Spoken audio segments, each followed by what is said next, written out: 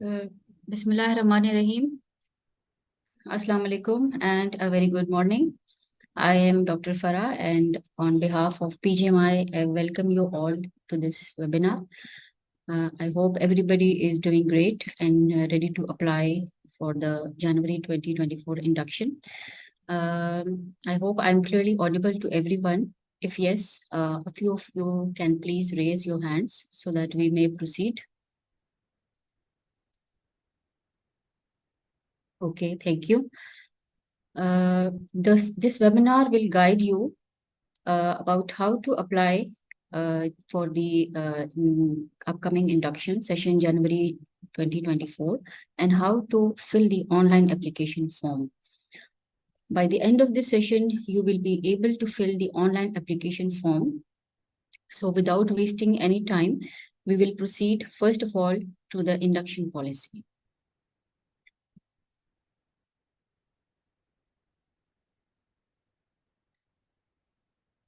You can clearly see the induction policy on your screens. I will quickly go through only the important points of this policy. Later on, you can read it in detail. It is available on PGMI official website. So starting with the concept of uninhabited specialties. Uninhabited specialties are those specialties which are less populated, in which the number of trainees are less as compared to the demand of public and community. The list of uninhabited specialties is clearly given both for first and second fellowship. You can read the details later on. And the privilege which is given to the candidates who apply in these specialties is that PGMI allows NOC-based induction in these specialties. Provided that slots available in PGMI-affiliated hospitals are filled. On the next page, you can see that there is a criteria for induction in uninhabited specialties. The NOC-based induction will be allowed in these specialties within and outside KP in a way that training slots available in PGMI-affiliated hospitals shall not remain vacant. However, the arrangement of NOC will be the responsibility of applicant, and NOCs will be accepted for induction as per merit. So you can see the specialties which are included in the list of uninhabited specialties. We have emergency medicine, radiotherapy, anesthesia, and so on and so forth.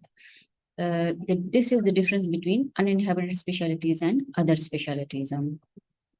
Moving on to the eligibility criteria, only KP domicile holders are eligible for open merit.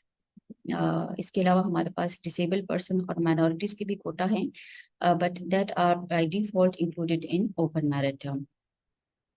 Non KP domicile holders के लिए भी हमारे पास quota हैं. For example, the armed forces and civil servant spouse quota, which means that armed forces के जो personnel हैं या civil servants जो कि KP में on state duty हैं, they can also apply. उनके spouses के लिए quota हैं. इसी तरह गिलगित बल्तिस्तान और आज़ाद जम्मू कश्मीर के लोग भी अप्लाई कर सकते हैं, provided they are sponsored by their relevant governments. Eligibility criteria number 2 is that those who have passed FCPS Part 1 before 15th October and they appear in PGMI entrance test, which is to be held on 26th November, Sunday, for this session. जो exemption letter वाले लोग हैं, उनका जो exemption letter है, it should be issued by CPSP before the closing dates. Closing date जो है वो मैं आपको बता भी देती हूँ और advertisement में clearly mentioned भी है, that is 9th November. अगर उनका exemption letter later on issue होगा, that will not be acceptable. Point C, for second fellowship, those applicants will be eligible whose FCPS2 results have been announced on or before the closing date, that is 9th November 2023. उनको जो congratulation letter है या election letter है या जब आपका viva clear होता है जिनका, उनको एक ईमेल आती है, वो भी इन्होंने ऑनलाइन एप्लीकेशन फॉर्म में अटैच करनी है. Point D is admission processing fee is ₹5,000 and it is non-refundable, और इसकी फैसिलिटी जो है वो ऑनलाइन एप्लीकेशन फॉर्म में अवेलेबल है थ्रू जैज़ कैश। वो अभी हम थोड़ी देर में ऑनलाइन फॉर्म फिल करेंगे तो it will be clear to you. इसके अलावा हमारे पास फॉरेन कैंडिडेट्स के लिए भी अपना क्राइटेरिया है और इनके लिए स्लॉट्स फिक्स्ड हैं। तो जो कैंडिडेट्स अप्लाई करना चाह रहे हैं, foreign candidates, they should read the induction policy and अगर उनको कोई भी मसला हो तो वो पीजीआर सेक्शन आ सकते हैं पीजीएमआई में, and our staff will be available to guide them. Next we have domicile policy. बहुत सारे लोग इसमें गलतियां करते हैं, तो it is important that you understand it and listen to it carefully. Female candidates upon marriage shall assume domicile of her husband, meaning that after marriage, domicile of husband will be considered as domicile of the female candidate. इसका मतलब ये है कि when a female gets married, उसका अपना domicile valid नहीं होता और उसके जो हस्बैंड का डोमिसाइल है वही उसका डोमिसाइल कंसिडर होता है।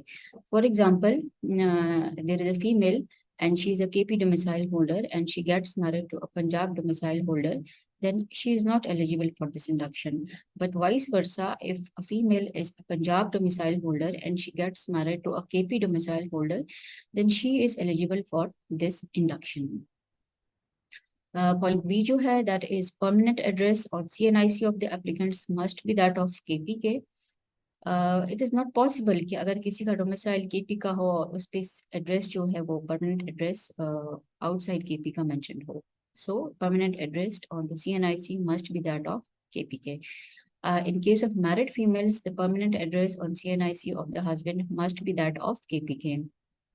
मैरिड फीमेल्स के लिए जो कंडीशन डोमिसाइल की है वही कंडीशन उनके लिए सीएनआईसी के परमानेंट एड्रेस पे भी अप्लाई होती है। Point C is married females candidates are required to prove their marital status with document issued by NADRA, that is CNIC, जिस पे हस्बैंड का नेम होता है, और कंप्यूटराइज निकाहनामा जो कि नादरा की तरफ से इश्यू होता है। देन हमारे पास कोटाज हैं, डिसेबल पर्सन कोटा है और माइनॉरिटीज का कोटा है। ये जो हैं बाय डिफॉल्ट ओपन मेरिट में इंक्लूड होते हैं, इनको सेपरेट अप्लाई करने की जरूरत नहीं है और इनके लिए स्लॉट्स फिक्स्ड हैं। ये जो मेंशन है ये आप डिटेल से रीड कर लें। नॉन केपी डोमिसाइल होल्डर्स के कोटा हैं, ये आप डिटेल से फिर रीड कर लें, ये मैं बता भी चुकी हूँ। पॉलिसी फॉर फॉरेन नेशनल्स हैं, तो जो लोग इंटरेस्टेड हैं they should read it very carefully. Then is very important thing. Next is criteria for award of merit marks. इसमें जो पेरिफरी या हार्ड एरिया का एक्सपीरियंस है उसका वेटेज 5% है। MBBS या PDS प्रोफेशनल मार्क्स का जो वेटेज है that is 20% and PGMI entrance test का वेटेज है 75%, which makes a total of 100%. Hard area के का जो एक्सपीरियंस सर्टिफिकेट है उसके बारे में I would like to explain कि as per the health department notification number, जिसका यहाँ पे नोटिफिकेशन नंबर मेंशन भी है, maximum countable experience shall be of 2 years। यानी कि अगर आपका सर्विस जो है किसी पर्टिकुलर पेरिफरी या हार्ड एरिया में 10 years भी है या 20 years भी है, तो एक्सपीरियंस जो है आपको सिर्फ और सिर्फ 2 years का ही मिलेगा। इसमें जो मार्क्स हैं वो एरिया वाइज डिवाइड होते हैं। किसी एरिया को जो बहुत हार्डेस्ट होता है तो उसको 2 होते हैं, किसी एरिया को 1 होता है, किसी को 1.5 होता है, लेकिन मार्क्स जो हैं वो सिर्फ 2 years के ही मिलते हैं। और the certificate must be issued by DGHS KP। कोई और सर्टिफिकेट जो कि DHO MS या DMS की तरफ से इशू होगा उसको मार्क्स नहीं मिलेंगे and that will not be acceptable. One thing which is very important कि जिन लोगों ने पंजाब के हार्ड एरियाज में काम किया हुआ है, किसी NGO में काम किया हुआ है या आर्मी के किसी एरिया में काम किया हुआ है, तो इन तीनों के मार्क्स नहीं मिलेंगे। It is also important that these marks will be given to only those medical officers, MOs या WMOs who are exclusive servants of provincial government of KP, and those who are working in hospitals managed by public-private partnership will not be awarded these marks. They should be very loud and clear. उसके बाद हमारे पास professional marks calculation का तरीका लिखा गया है। बहुत लोग जो हैं वो ऑनलाइन कैलकुलेटर्स यूज करते हैं। It is better that you do it yourself. बहुत आसान तरीका है।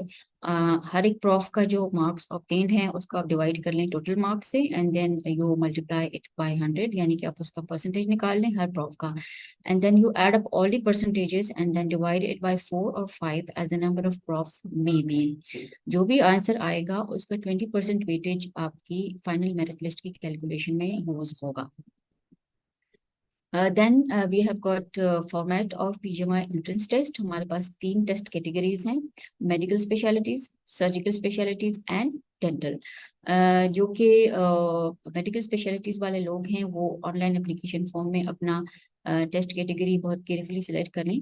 अभी हम थोड़ी देर में ऑनलाइन फॉर्म फिल करेंगे, it will be very clear to you कि आपकी जो टेस्ट कैटेगरी है अगर वो गलत हो गई तो it will not be valid for your part 1, so very carefully selected. इसमें जो वेटेज है 20% बेसिक का है, बाकी जो जर्नल है that is 50% and the rest are mentioned. English language 10%, bioethics 10%, basic biostatistics 5% and communication skills 5%। Dental वालों का अपनी वेटेज है वो भी फिर आप लोग रीड कर लें। Then we have got second fellowship. जो लोग सेकंड फेलोशिप में अप्लाई करना चाह रहे हैं should be very clear that इनके जो मेरिट लिस्ट बनती है वो 3 चीज़ों से बनती है। Number 1 is MBBS marks, number 2 is their post fellowship experience and number 3 is their publications. Last time भी काफी लोग जो है वो क्वेश्चंस पूछ रहे थे कि इंटरव्यूज होते हैं या नहीं होते। There are no interviews. जब एक चीज पॉलिसी में मेंशन होती है तो वो बड़ी क्लियर एंड डिफाइंड होती है कि there are no interviews. MBBS का वेटेज 50% है। जो पोस्ट फेलोशिप एक्सपीरियंस है, अगर एक कैंडिडेट है सपोज अगर उसने फर्स्ट फेलोशिप जनरल सर्जरी में की हुई है और वो जाना चाह रहे हैं वेस्कुलर सर्जरी में एज ए सेकेंड फेलोशिप, तो अगर उनका एक्सपीरियंस जो है वो जनरल सर्जरी में 1 ईयर का है in CPSP recognized unit post fellowship experience, तो उसके 2 मार्क्स मिलेंगे फॉर 1 ईयर। और अगर वो वेस्कुलर सर्जरी में जाना चाह रहे हैं और उनका वेस्कुलर सर्जरी का experience in CPSP recognized unit 1 year का है तो उसको 5 मार्क्स मिलेंगे 1 ईयर के लिए। आर्टिकल्स पब्लिकेशंस जो हैं इनकी it must be in HEC recognize journal. जो हमारे पास HEC की जो जर्नल रिकग्निशन सिस्टम है उसका लिंक जो है ऑनलाइन फॉर्म में अवेलेबल है। तो जो आर्टिकल्स आपके HEC रिकग्नाइज जर्नल में पब्लिश होंगे सिर्फ उन पे ही मार्क्स मिलेंगे and you must be first author for that. It is very similar to your experience. अगर आपका जनरल सर्जरी से रिलेटेड आर्टिकल होगा तो उसके 2 मार्क्स होंगे फॉर 1 पब्लिकेशन, और अगर वो वैस्कुलर सर्जरी से रिलेटेड होगा तो उसके 5 मार्क्स होंगे for 1 publication only if you are first author and only if the journal is HEC recognized। आगे एक बहुत इंपॉर्टेंट बात है, हमारे पास जो ट्रेनीज ऑलरेडी इनरोल्ड हैं FCPS में, enrolled with PGMI Peshawar before July 2023, only if they have resigned and notification of resignation has been issued before the closing date। इसमें बहुत सारे लोग जो हैं इनको मैं ये बात क्लियर करना चाहूंगी कि आपका रिजाइन करना ही इम्पोर्टेंट नहीं होता, उसको आपने फॉलो करना होता है। And you must be having notification of accepted resignation from the competent authority and that must be issued before the closing date that is 9th November 2023। इसके अलावा जो लोग हमारे पास इनरोल हुए हैं इन जुलाई 2023 यानी कि जो लास्ट सेशन था, trainees who got a seat allocated in final slot allocation or in subsequent placement orders, it is very loud and clear that they are not eligible for this session। चाहे उन्होंने arrival दिया है या नहीं दिया, चाहे उन्होंने उसी वक्त रिजाइन कर लिया या बाद में रिजाइन कर लिया, हमारा सॉफ्टवेयर जो है वो इसी तरह से ही अपडेटेड है कि anybody who got a slot in July 2023 if he applies then he will be made not eligible by default। Next we have got trainees who are enrolled in MCPS/diploma। Number 1, they can also apply for FCPS exam if they have completed the training, यानी कि 2 साल का diploma का anaesthesia का course था वो complete कर लिया है और एग्जाम भी पास कर लिया, तो yes they can apply for this FCPS induction। Number 2, they have completed the training but have not passed the exit exam। They can also apply for this FCPS training, but Their stipend will be paid from the date they pass the exit exam. जो CPSP की notification है उसमें it is very clearly mentioned that FCPS and MCPS trainees are not allowed to join both the programs simultaneously. Therefore, MCPS trainees who want to join FCPS prior to passing MCPS examination will have to cancel their RTMC. Suppose एक MCPS का trainee है and he wants to join the FCPS program, लेकिन उनका MCPS का exam clear नहीं हुआ, तो वो FCPS में उसी वक्त enroll होंगे जब वो MCPS की जो RTMC है उसको cancel करेंगे. और एज पर पॉलिसी जब आप RTMC कैंसिल करते हैं किसी भी ट्रेनिंग के लिए, so you have to return all the amount of stipend paid. A few of the participants have raised your hands. I would like to clear that question answer session will be by the end. So please be patient. इसके अलावा हमारे पास training related miscellaneous rules हैं. इसमें बहुत सारी छोटी छोटी बातें हैं. इसको आप डिटेल से अभी भी रीड कर लें और जब आपको स्लॉट अलॉट हो जाए तो उसको दोबारा रीड कर लें.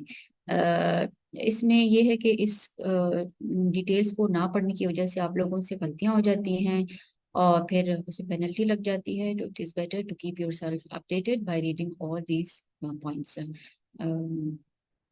By the end of this document, we have got a list of PGMI affiliated institutes जो MTIs हैं and there are also non-MTIs जिसमें हमारे पास CMHs हैं KP के.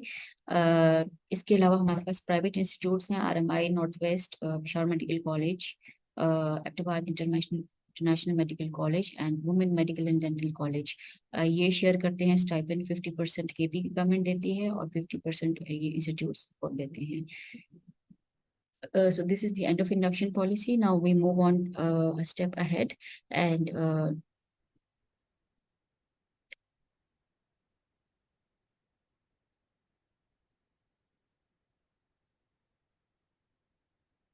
now you can see the PGMI official website. जब आप इस website पे जाएंगे तो इस तरह से पेज आपको नज़र आएगा. एंड इसमें इट इज़ इम्पॉर्टेंट कि आज आप सबको मेरी एक छोटी सी एडवाइस है कि from now onwards till the end of this session you should visit PGMI official website very regularly because all updates, all announcements and all information comes on PGMI official website. तो इसको आपने regularly visit करना है. इसके अलावा जो है you have to also like the PGMI का जो हमारा फेसबुक पेज है तो उसको भी रेगुलरली विजिट करते रहें एंड देन उस पर जितनी अपडेट्स हैं उनको आप फॉलो करते रहें. इस पे एक रेड बटन नज़र आ रहा है आप सबको जिस पे मेरा कर्सर है. This is January 2024 admissions. अभी ये बटन जो है फंक्शनल नहीं है. अभी इस पे अप्लाई करने की कोशिश ना करें. This is just a demo. जब 3 बजे आज पोर्टल ओपन हो जाएगा तो then it will be functional. जब आप इसके ऊपर अपना कर्सर रखेंगे तो नीचे FCPS का ये बटन ओपन हो जाएगा and when you click it it will move on to another page जिसमें आपके ऊपर पास जो है सारी डिटेल्स आ जाएंगी. यहाँ पे एडवर्टीजमेंट मेंशन्ड है जिसको आप डाउनलोड करके रीड कर सकते हैं और यहाँ पे रजिस्ट्रेशन का बटन है. जब इस रजिस्ट्रेशन के बटन को आप क्लिक करेंगे तो you will be directed to another page और वो ये है. अभी ये मैंने एक डेमो खोला है just to make you people understand. इसमें कुछ बातें हैं. यहाँ पे हमारा हेल्पलाइन व्हाट्सएप नंबर दिया गया है. इस व्हाट्सएप नंबर पे अपनी सारे इंडक्शन से रिलेटेड क्वेरीज जो हैं वो हमसे शेयर कर सकते हैं. PGMI की जो टीम है it will try to facilitate you. इसके अलावा हमारे पास every day till the closing date हमारे जो है डेली जूम मीटिंग्स होंगी from 10 AM to 10:30 AM and all your queries will be answered in these and they will be addressed. तो कोई अगर मसला हो तो you can also join daily Zoom meetings. कल से ये स्टार्ट हो जाएंगी. सुबह 10 बजे से 10:30 बजे तक होंगी टिल क्लोजिंग डेट्स. ओके. तो इसके बाद कुछ इंस्ट्रक्शंस हैं. Provision of an incorrect mobile number ये रेड में जो मेंशन्ड है and email address will be the responsibility of applicant. Next we have it is recommended to apply through laptop or PC and avoid applying through mobile phones. कुछ लोग mobile phone से भी online application form fill करते हैं, which is very wrong, because mobile phones में आपके पास जो है सारे टैब्स विजिबल नहीं होते हैं, and you might miss very important information. So let's start with the registration process. आपने अपना नेम जो है वो very carefully you have to enter your name. ये नेम जो आप एंटर कर रहे हैं, that will be carried on in the upcoming online application form. यही नाम जो है आपका आगे भी चलेगा। अगर आपने यहाँ पे मिस्टेक कर दी तो the same mistake will be carried on in the upcoming online application form. So very carefully enter your names.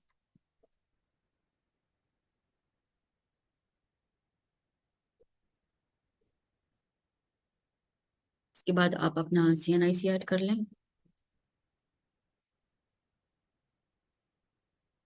ये मैंने एक डमी CNIC ऐड कर लिया है। जो भी आपका पासवर्ड है, आप अपनी पसंद का पासवर्ड डाल लें। ठीक है, and then you confirm your password, and इसमें आप अपना मोबाइल नंबर डाल लें। अ, अपना मोबाइल नंबर बहुत केयरफुली डालें, क्योंकि इसी मोबाइल नंबर पे आपको जैज़ कैश का वोचर रिसीव होगा। कुछ लोग जो हैं वो अपना रजिस्ट्रेशन किसी बड़े भाई से, बहन से, कज़न से करवा लेते हैं, और वो फिर वो बाय मिस्टेक अपना नंबर और अपना CNIC डाल देते हैं, विच इज़ वेरी रॉन्ग। आपने अपना नंबर ही डालना है, अपना CNIC ही डालना है। इसके बाद आपने अपनी ईमेल जो है वो टाइप करनी है। ये वही ईमेल है जिस पे आपको वेरिफिकेशन लिंक आएगा। तो you should be very carefully entering your email, क्योंकि अगर आपने गलत ईमेल टाइप कर ली तो आपकी वेरिफिकेशन लिंक जो है वो गलत ईमेल पे चला जाएगा, and then you will not be able to retrieve it. इसके बाद जो है you have to rewrite your email. कुछ लोग जो है वो कॉपी पेस्ट कर लेते हैं, ऊपर से जो लिखा है वो उसको नीचे भी कर लेते हैं, बट अगर ऊपर मिस्टेक होगी तो वो नीचे भी हो जाएगी। तो it is better to rewrite than to copy paste it.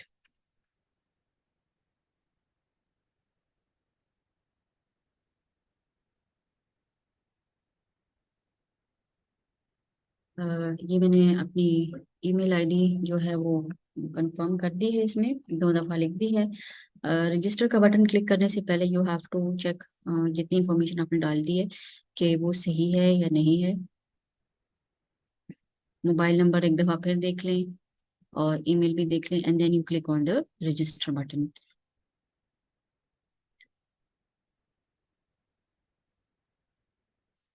An email verification link has been sent to your email address, this. Kindly check inbox, spam, junk folder of your email address and verify the link. इसके बाद जो है आप अपनी email खोल लें। आप देखें कि इनबॉक्स में जो है वो एक ईमेल आई हुई है, and then PGMI account activation की। जब आप इसको ओपन करेंगे तो इसमें जो आपने वहाँ पे CNIC और पासवर्ड डाला था वो यहाँ पे भी है, और अगर आपको इन केस भूल जाता है तो ये ईमेल आपके पास सेव है, and you can later on retrieve it.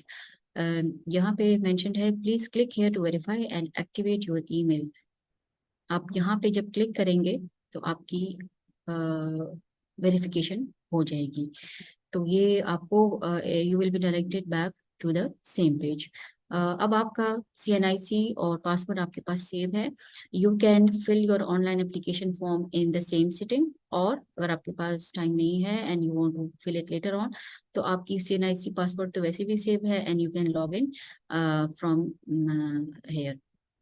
अच्छा, अब हमारा जो PGMI का जो मेन पेज है, उस पे भी एक स्टैंडर्ड लॉगिन का बटन है। यू कैन सी, यहाँ मेरा कर्सर है। यहाँ से भी आप डायरेक्टली लॉगिन कर सकते हैं और अपना CNIC और पासवर्ड दे सकते हैं। तो यहाँ से आप अपना CNIC पासवर्ड डालेंगे,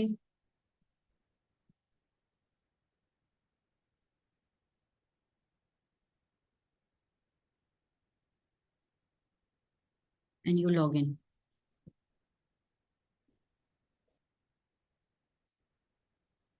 जैसे आप लॉग इन होंगे आपके पास सामने एक इलस्ट्रेशन आ जाएगी कि इसमें very clearly it is mention that you have to scan your original documents for uploading.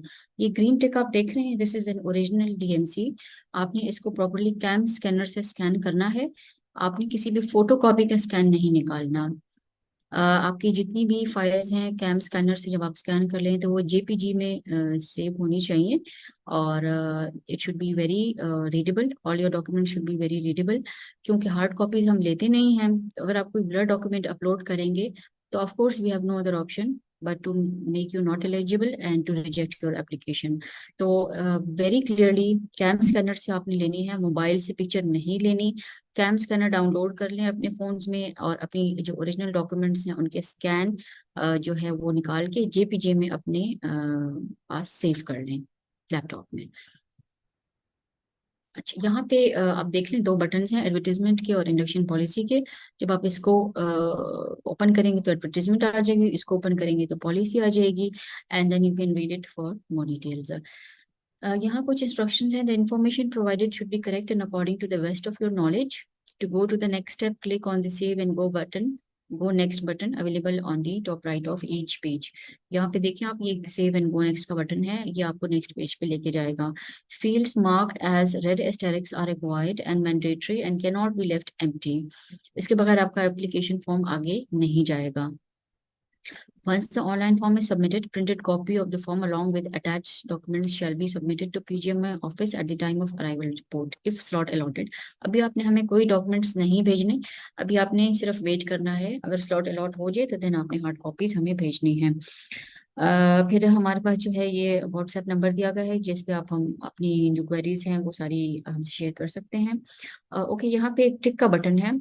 इसको टिक करने का मतलब ये है कि you have actually read the advertisement and induction policy. अगर आप एडवर्टाइजमेंट और इंडक्शन पॉलिसी पढ़े बगैर इसको टिक करेंगे तो it amounts to fake information. कुछ लोग जो हैं बस वो इसको टिक कर लेते हैं और लेटर ऑन फिर हमारे पास आ जाते हैं कि जी ओहो गलती हो गई। So this does not justifies any exemption from penalty. तो you should read it very carefully and only tick it after you have read it carefully. So we go to the next step. Then we have training selection. आप यहाँ पे अपना session select कर लेंगे January 24। अपना training programme, first fellowship, second fellowship जो भी है, first fellowship I select here. आपका कोटा है यहाँ पे open merit, disable, minority, army, spouse, civil servant, AJK and GB. तो I will select open merit. आपकी यहाँ पे FCPS 1 स्पेशलिटी है जिसमें आपने पार्ट 1 क्लियर किया है। ठीक है, तो I will go for medicine and allied. आपकी जितनी स्पेशलिटीज है यहाँ पे अवेलेबल हैं। जब आप मेडिसिन एंड अलाइड क्लिक करेंगे तो यहाँ पे आप देखें टेस्ट कैटेगरी जो है वो ऑटोमेटिकली अपडेट हो जाएगी। सपोज अगर से I if I select surgery and allied तो आपकी जो टेस्ट कैटेगरी है वो ऑटोमेटिकली यहाँ पे चेंज हो जाएगी। But you need to be very careful, नीचे स्पेशलिटीज भी लिखी हुई हैं, आप फिर भी एक नज़र देख लें कि you have selected correct test category. ऐसा ना हो कि यू कुछ गलती हो जाए एंड देन आपकी जो टेस्ट कैटेगरी है that is not valid for your part 1। So I go for medicine and allied and यहाँ पे you have to write the date,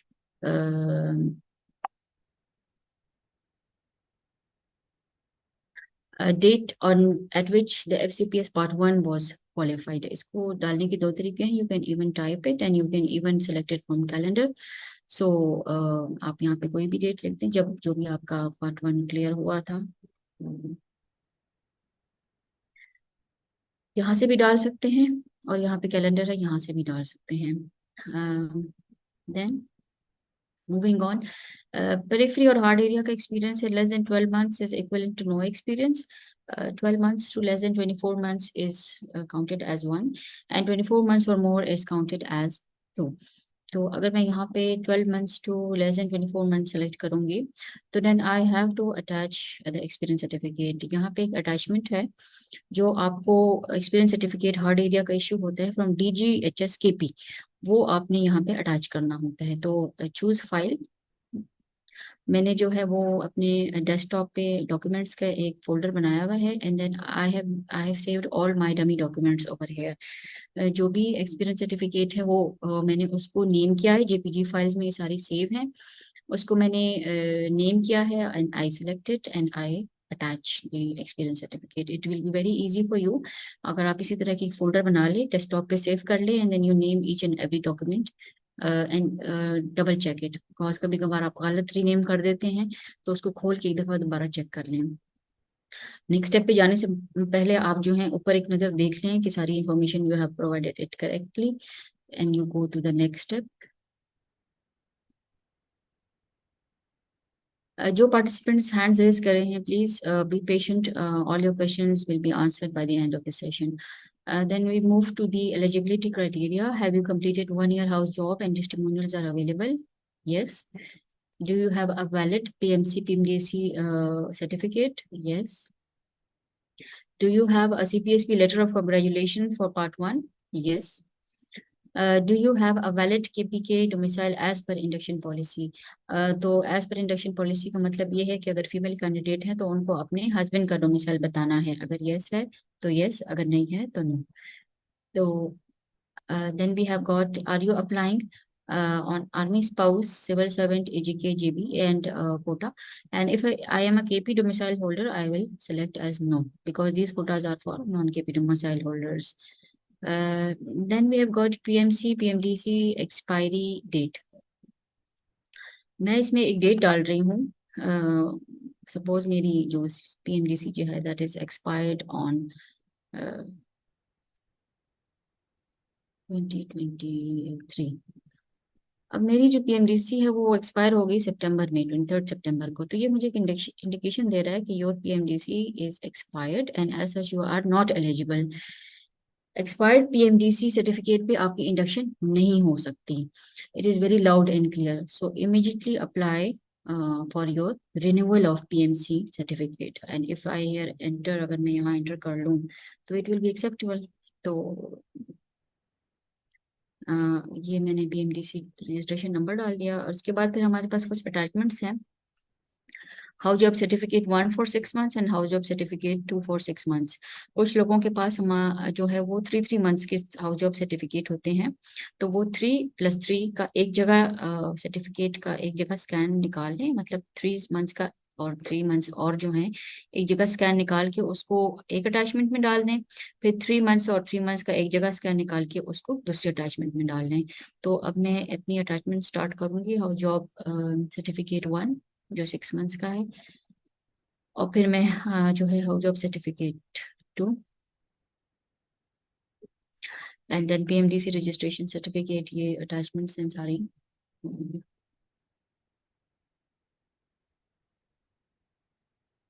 and then FCPS part 1 congratulation letter है या फिर एग्जामिशन letter, जो भी है आप उसको अटैच कर दें। नेक्स्ट स्टेप पे जाने से पहले जो है आप अपनी सारी इंफॉर्मेशन जो है दोबारा से रीचेक कर लें कि सब कुछ जो है वो आपने रेड एस्टेरिक्स जो है वो फुल किए हैं कि नहीं। तो I go to the next step.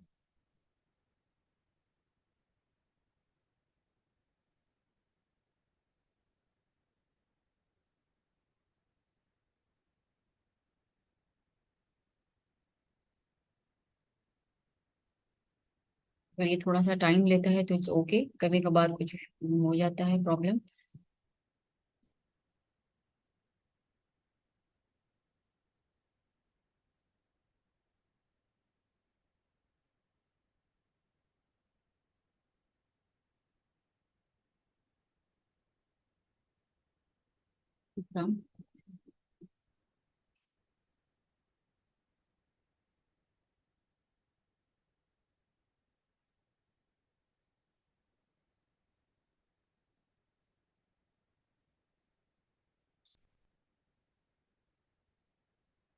थोड़ा सा टेक्निकल इशू है, इसको हम जल्दी से दोबारा फिल कर लेते हैं। सो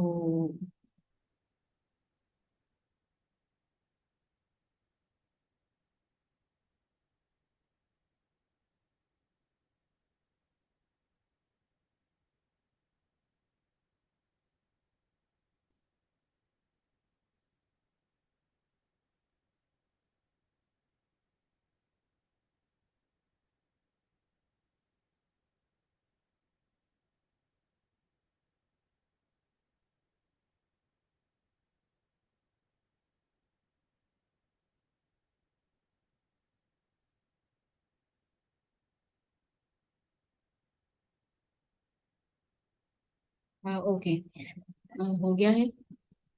नेक्स्ट जो है, अब हमारे पास पर्सनल इंफॉर्मेशन है। इसमें जो सबसे इम्पोर्टेंट है that is your profile picture. It must be with a blue और वाइट बैकग्राउंड। कुछ लोग सेल्फियां लगा देते हैं, कुछ लोग पिक्चर की पिक्चर लेके लगा देते हैं, विच इज नॉट एक्सेप्टेबल। तो मैंने जो है वो अपनी डॉक्यूमेंट्स की फाइल में एक पिक्चर सेव की हुई है and then I attach it. आपने जो शुरू में अपना नाम दिया था वो यहाँ पे खुद ब खुद आ गया है। तो जो वहाँ पे अगर आपने मिस्टेक की है तो वो मिस्टेक यहाँ पे आ जाएगी, तो इसलिए इट इज़ इम्पोर्टेंट कि आप वहाँ पे कोई मिस्टेक ना करें। अगर फिर आप करेक्शन के लिए अप्लाई करेंगे तो then you have to submit the correction fee which is equivalent to your admission fee, that is 5,000। तो फाइनेंशियल बर्डन भी होता है।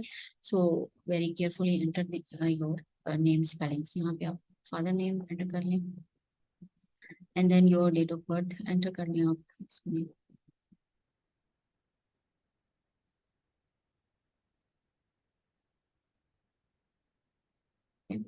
और देन यू ऐड आपका जो ईमेल था और से मोबाइल नंबर वहीं से आ गया। गार्डियन का नंबर आप दे दें इसमें। तो बाज़ अवत आपका नंबर जो होता है वो रीचेबल नहीं होता, तो हम वहाँ पे गार्डियन से कांटेक्ट कर लेते हैं। फिर पीटीसीएल या लैंडलाइन नंबर भी आप दे सकते हैं, ऑप्शनल है। जेंडर सिलेक्ट कर लें और यहाँ पे मैरिटल स्टेटस है। जो अगर मैरिड हैं, मैरिड सेलेक्ट करेंगे तो आपके पास जो है फिर you have to show your husband CNIC, your husband name, your husband domicile province and husband domicile district.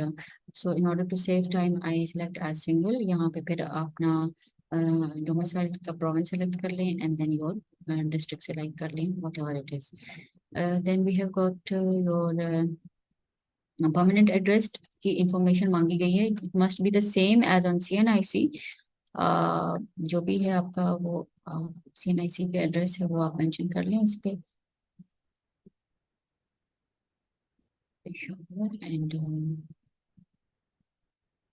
यहाँ पे जो आपका CNIC पे एड्रेस है, house number what ever it is.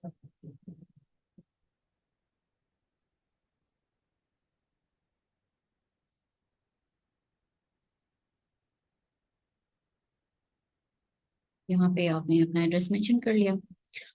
इसके बाद जो मैरिड फीमेल्स हैं वो the permanent address must be the same as on husband CNIC। Then we have got postal address. कभी कभार ऐसा होता है कि जो आपका CNIC पे एड्रेस होता है वो शॉर्ट सा होता है, एंड इफ यू वांट कि अगर आप एक डिटेल्ड एड्रेस लिखें या प्रॉपर एड्रेस लिखें जिस पे आपकी जो है PGMI अगर कांटेक्ट करना चाहे तो आपको पोस्टल एड्रेस पे कांटेक्ट कर लें। And if it is same as permanent address then you select is the same. फिर कुछ अटैचमेंट्स हैं हमारे पास। CNIC जो है वो आप फ्रंट अटैच करना है यहाँ पे अपना।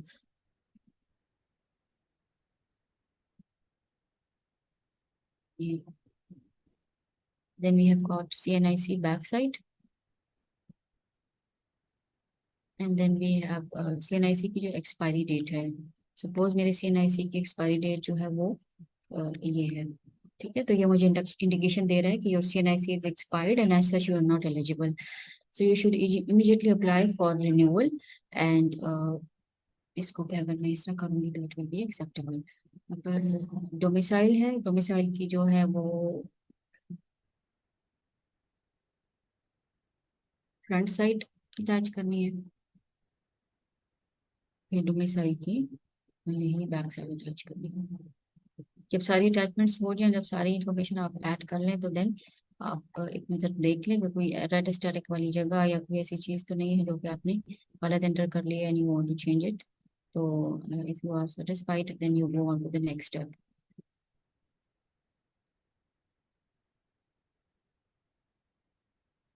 Then we have qualification details जिसमें वी स्टार्ट विद SSC यानी कि जो मैट्रिक है उसको सिलेक्ट कर लेंगे। सर्टिफिकेट, नेम ऑफ बोर्ड जो भी है आपका सिलेक्ट कर लें। ईयर ऑफ पासिंग हम 14 ले लेते हैं। मार्क्स ऑब्टेन जो भी हैं आपके, तो आप इसको select कर लें। टोटल मार्क्स जो है वो इतने कर लें।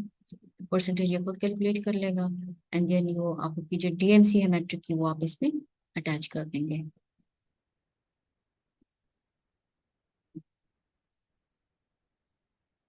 तो ये फिर आप जब ग्रीन बटन दबाएंगे या क्लिक करेंगे तो ऐड क्वालिफिकेशन वाला, तो ये फिर आपकी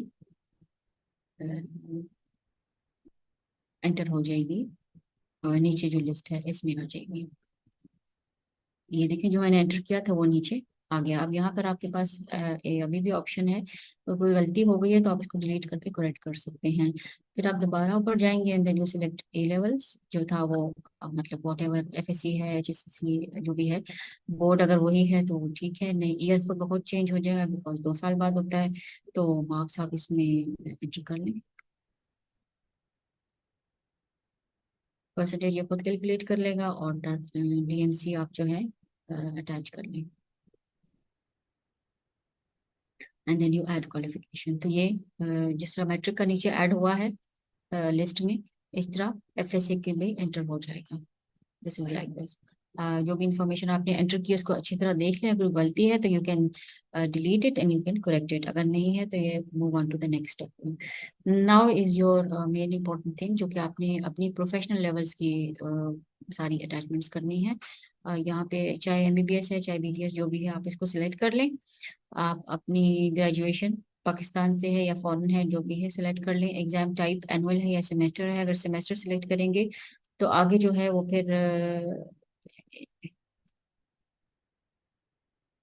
आपसे सिस्टम उतने ही सेमेस्टर्स की इंफॉर्मेशन मांगेगा जितने भी सेमेस्टर है।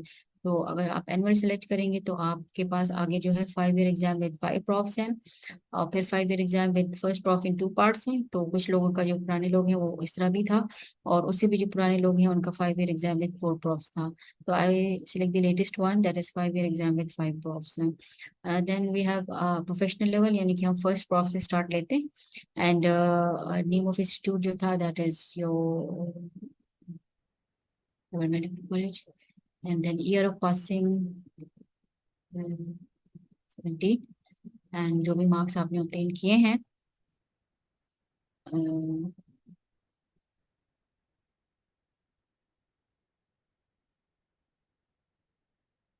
परसेंटेज ये खुद कैलकुलेट कर लेगा। आपने अपनी डीएमसी यहाँ पे अटैच करनी है। इट इज प्रेफरेबल कि आप जो डीएमसी अटैच करें it must be issued by a university, जो कि आपका डिग्री अवार्डिंग इंस्टीट्यूट है उसकी तरफ से आपकी डीएमसी इशू हो जिसपे आपके marks obtain and total marks लिखे होते हैं। तो I select my first prof जो है डीएमसी। तो ये मैंने फाइल बनाई हुई है, जेपीजी में सब कुछ सेव है और ये यहाँ पे अटैचमेंट आ गई। यहाँ पे जो है डिग्री की अटैचमेंट है, आपकी एमबीबीएस की डिग्री है, तो आपने इधर अटैचमेंट एमबीबीएस की डिग्री की कर ली एंड देन आपने इसको ऐड प्रोफेशनल लेवल करके अब आप इसको ऐड कर लेंगे तो ये नीचे जो है वो लिस्ट में खुद ब खुद अपडेट हो जाएगा। ये आपको नजर आ रहा है इसमें, ये देखिए जो आपने एंटर किया है वो नीचे आ गया है। और अगर चेंज करना है, आपसे कोई गलती हो गई है तो यू हैव एन ऑप्शन यहाँ डिलीट करके यू कैन करेक्ट इट। आप ऊपर जाएंगे तो सब कुछ जो है वो सेकंड प्रॉफ में चेंज हुआ होगा। और अगर आप का ईयर ऑफ पासिंग वही है तो वही है, नहीं है तो you can change it and you have जो भी आपके मार्क्स हैं आप इसमें एंटर कर लें। I will go with the same marks and percentage calculate कर लेगा। आपने सेकंड प्रॉफ की डीएमसी अटैच कर लेनी है इसके साथ एंड डिग्री पहले से अटैच है, दोबारा अटैच करने की जरूरत नहीं है and then you click on add professional level, तो वो नीचे एंटर हो जाएगा। इसी तरह हम थर्ड प्रॉफ कर लेते हैं। थर्ड प्रॉफ का ईयर ऑफ पासिंग खुद अपडेट हो गया, आपने जो भी मार्क्स लिए हैं वो यहाँ पे आप एंटर कर लें एंड देन उसकी परसेंटेज कैलकुलेट हो जाएगी। You select the third prof DMC and then you add professional level record, तो वो नीचे जो है वो खुद ब खुद अपडेट हो जाएगा। अब ऊपर आप देखें तो फोर्थ प्रॉफ आ गया है, कॉलेज ईयर ऑफ पासिंग जो है वो लिखा हुआ है, अगर चेंज करना है तो चेंज कर सकते हैं। मार्क्स ऑब्टेन जो है वो आप कर लें 600, जी जितने भी आप के स्कोर है। परसेंटेज कैलकुलेट कर लेंगे and then you choose your file और फोर्थ प्रॉफ एंड ये आपने फोर्थ प्रॉफ भी कर ली and then you add professional level, तो वो नीचे खुद ब खुद आ जाएगा लिस्ट। फाइनल प्रॉफ हो गया, तो इसमें आप अपने मार्क्स एंटर कर लें। इसमें तो ज़्यादा मार्क्स होते हैं, परसेंटेज खुद कैलकुलेट हो जाएगी and then you attach your final prof DMC and then you add professional level, तो वो नीचे इंटर हो जाएगा। ये सारे प्रूफ की अटैचमेंट्स आपके सामने आ गई हैं। ईयर भी है, मार्क्स ऑब्टेन, टोटल मार्क्स। अगर कोई मिस्टेक हो गई है, यहाँ से you have an option to make corrections. अगर नहीं है तो you add all professional levels and go to the next step. अब यहाँ पे आपको एक इंडिकेशन दे रहा है, are you sure you have added all your professional levels and go to the next step. अगर आपको कंफर्म है कि yes everything is all right, you select as okay and आप नेक्स्ट उस पे आ गए हैं। अब सर्विस इंफॉर्मेशन है, इफ यू आर एम्प्लॉयड और अनएम्प्लॉयड। अगर एम्प्लॉयड है तो you have to mention all your details, कहाँ पे एम्प्लॉयमेंट है, डेजिग्नेशन क्या है, जॉब टाइप क्या है। जॉब टाइप आप बता दें कि आप गवर्नमेंट एम्प्लॉय हैं, government employ on contract basis या एडहॉक बेसिस पे हैं, employ of autonomous semi autonomous body है, employ at private sector organisation, employ of medical teaching institute.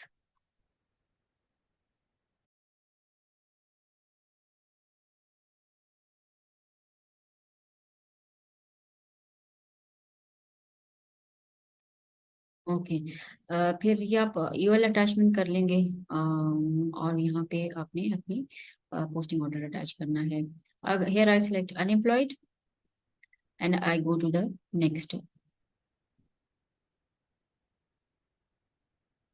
अब प्रीवियस पोस्ट ग्रेजुएट ट्रेनिंग की आ गई है। अगर आप ये सेलेक्ट करेंगे तो आपने कुछ इन्फॉर्मेशन देनी होगी। ट्रेनिंग प्रोग्राम एफसीपीएस है, एमसीपीएस है, डिप्लोमा जो भी आपने हमारे साथ किया है। जो लोग सेकंड फेलोशिप के लिए अप्लाई कर रहे हैं तो उनका प्रीवियस ट्रेनिंग प्रोग्राम एफसीपीएस होगा, या कुछ लोग पार्शियल ट्रेनिंग वाले भी होते हैं तो वही सिलेक्ट कर लेंगे। They will select your their unit, their hospital, their city, enrollment date, specialty, leaving date and RTMC, training duration and reason for living.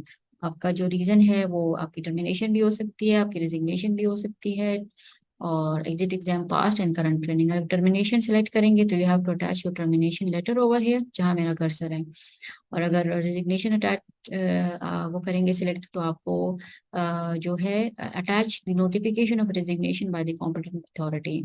और अगर कंप्लीटेड है तो you have to attach your completion certificate. अगर exit exam passed है तो you have to attach your letter of congratulation. और current training है तो ट्रेनिंग सर्टिफिकेट आपने अटैच करना है। इसके अलावा ट्रेनिंग विद पीजीएमआई थी या नहीं थी, जो भी है ट्रेनिंग सर्टिफिकेट है और प्रीवियस आरटीएमसी की अटैचमेंट है। अगर प्रीवियस ट्रेनिंग है तो ठीक है, नहीं है तो नहीं। I select no and I go to the next step. We are towards the final stages of our application form. अब आखिरी जो है हमारे पास पेमेंट मेथड है, जो जायज़ कैश के थ्रू ही है। आप जो है जब जायज़ कैश का वोचर यहाँ से जनरेट करेंगे, ये जो ग्रीन बटन है जनरेट पेमेंट वोचर, तो आपको मोबाइल नंबर पे वोचर रिसीव हो जाएगा। You will receive voucher number on the provided mobile number when you click on the generate payment voucher and go to the next step। थोड़ी देर भी लग सकती है इसमें। आपको जो वोचर नंबर है वो फिर आप किसी भी जायज़ कैश के रिटेलर के पास लेके जाएंगे, उसको नंबर दिखाएंगे, उसको पैसे देंगे और वो पेमेंट कर देगा। पेमेंट जब आप कर लेते हैं तो आपको एक मैसेज आता है, उस मैसेज को हमें भेजने की ज़रूरत नहीं है, अपने पास संभाल के रख लें। हमारा सिस्टम और डैश का सिस्टम जो है वो आपस में लिंक्ड है, और 24 आवर्स बाद जो है वो पेमेंट स्टेटस जो है वो खुद अपडेट हो जाता है यहाँ पे। To pay your voucher kindly visit your nearest retailer और use Jazz cash mobile app भी आप यूज कर सकते हैं। अगर आपको वोचर रिसीव नहीं होता अपने प्रोवाइडेड मोबाइल नंबर पे तो you can print the voucher details through jazz cash voucher details button available on the next page. बाज़ औक़ात सिग्नल्स का इश्यू होता है, लोगों को अपने मोबाइल नंबर पे वोचर रिसीव नहीं होता, तो उनको नेक्स्ट पेज पे प्रिंट वोचर की सहूलत भी मौजूद है। तो जब आप इसको क्लिक करते हैं तो आपके पास पेमेंट वोचर जनरेट हो जाता है, और आपका जो है वोचर नंबर जो है आपके मोबाइल नंबर पे आ जाएगा। ओके। many people assume कि बस वोचर जनरेट हो गया और एप्लीकेशन सबमिट हो गई, but this is not like that. आपने एक और स्टेप करना होता है, मगर मगर उस स्टेप पे जाने से पहले आपको मैं वोचर प्रिंट का जो है वो तरीका सिखा देती हूँ कि कैसे आपने प्रिंट करना है। ये आपका वोचर नंबर आ गया है, ठीक है। इसको आप जो है अपने पास यहाँ से प्रिंट कर लें। ठीक है। और अगर प्रिंटर आपके पास घर में मौजूद नहीं है, आपके लैपटॉप से कनेक्ट नहीं है, तो आप इसको सेव एज पीडीएफ करके तो आप जो है कहीं से भी प्रिंट करवा सकते हैं। तो ये प्रिंट करने का तरीका ये है। Okay, moving on to the last and a very important step which is your undertaking. आप ऊपर देखिए, रेड में लिखा है कि no changes shall be possible after completing this step. This is the last step. ये आपके पास लास्ट चांस है कि आपने अगर कोई चेंजेस करने हैं तो आप कर सकते हैं। अगर यहाँ पे आप देखें तो click here to preview your application. आप इसको जब क्लिक करेंगे तो आप अपनी एप्लीकेशन जो है जितनी भी आपने फिल की है वो आपको यहाँ पे नजर आएगी।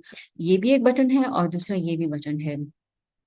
तो फिर आप I want to see my application कि मैंने कोई गलती तो नहीं की है, तो आई क्लिक हियर। तो आपने जो भी फॉर्म फिल किया है वो आपके सामने आ गया है। आपकी 4 डिजिट यूजर आईडी है यहाँ पे जो कि आपने याद रखनी है। And it will be used for all correspondence through out induction. जब भी आप हमें हेल्पलाइन के थ्रू कम्युनिकेट करें तो you have to mention your user ID with name. यहाँ पे आपका सेशन आ गया, यहाँ पे स्पेशलिटी आ गई, यहाँ पे आपने जो डिटेल्स एंटर की थी वो सब की सब आ गई हैं। जितना भी था वो आप अच्छी तरह देख लें।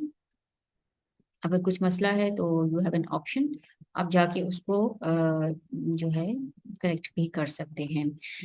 यहाँ पे आप देखें रेड उसमें लिखा है you have not submitted the application form, please click here to process your application form. But उससे पहले आप जो है अपनी अंडरटेकिंग वाले पेज पे चले जाएं and you need this undertaking. I solemnly declare that the particulars stated above are correct to the best of my knowledge and belief, and nothing has been concealed from PGMI. Furthermore, I am physically and mentally fit for the specialty that I am opting for and not suffering from any chronic disease disability. If a candidate is suffering from any chronic disease disability, it should be reported to PGMI before induction. PGMI Medical Board will evaluate the disease with specialty option and make a decision. आपकी undertaking हो गई है, आपने अपना form देख लिया है। अगर आपको लग रहा है कि नहीं आपने कुछ चेंजेस करने हैं तो यहाँ से आप बैक स्टेप पे भी जा सकते हैं, प्रीवियस स्टेप पे। And if you think that everything is absolutely perfect, you click over here I agree and then you submit your form. इसके बाद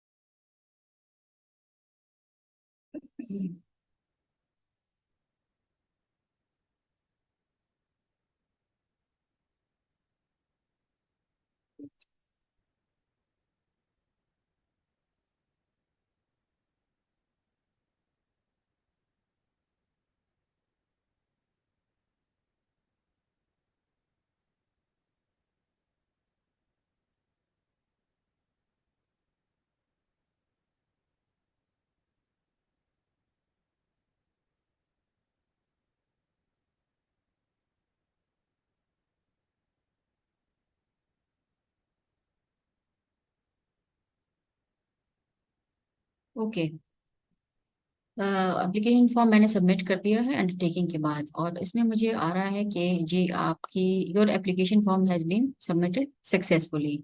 जो भी चेंजेस करने थे that was the last chance. अब कोई चेंज नहीं हो सकता, आपने अपना फॉर्म जो है वो सबमिट कर दिया है।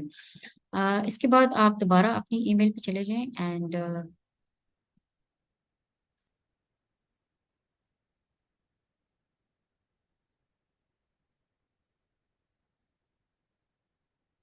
आपको एक और ईमेल आई हुई है जो acknowledgement of online application form है। Thanks for FCPS training, thanks for applying for FCPS training programme with the PGMI. फिर उसके बाद एक चीज मेंशन है, please visit your dashboard of PGMI MIS system on regular basis to know the status of your application. कुछ लोग complain करते हैं कि जी हमें ईमेल नहीं आती, हमें मोबाइल पे किसी ने कांटेक्ट नहीं किया। This is not like that. आपके जो डैशबोर्ड है that is your mean of communication with BGMI. अभी मैं आपको दिखाती भी हूँ कि व्हाट इज अ डैशबोर्ड। जो भी इंफॉर्मेशन आएगी वो आपके डैशबोर्ड पे आएगी। सो एक्नॉलेजमेंट ईमेल से हम लोग दोबारा जाते हैं एप्लीकेशन फॉर्म पे। तो यहाँ पे ये डैशबोर्ड का बटन है, जब आप इसको क्लिक करते हैं तो आपका डैशबोर्ड ओपन हो जाता है।